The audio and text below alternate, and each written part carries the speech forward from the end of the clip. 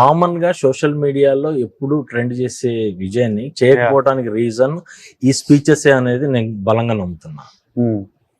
ఈ యాటిట్యూడ్ చూపిస్తే ఆడి ప్రేక్షకులు ఒక హీరో ఫ్యాన్ కాదు, ఈ సినిమాకి అందరు హీరోల ఫ్యాన్లు నీకు ఫ్యాన్ అయిపోయారు.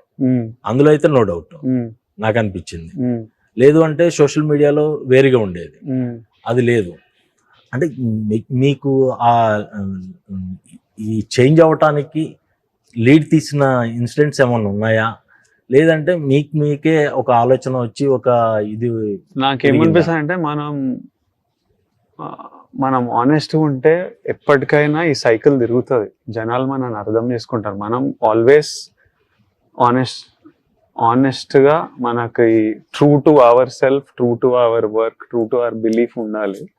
ఆ cycle ups and downs, I've seen it from Michael Jackson to Michael Jordan to public figure evarni తీసుకున్నా, there's always it's a proper scientific study.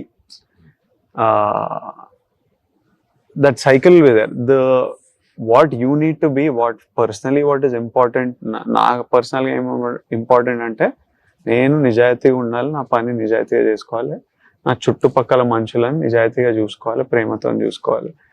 మిగతావన్నీ అవి నడుస్తాయి. That is the way of the world. దాని గురించి మనము దాన్ని control చేయలేము, దాని వైపు యుద్ధాలు చేయలేము. అది వెయిట్ చేయాలి అంతే, మన పని చేసుకుంటూ వెయిట్ చేయాలి.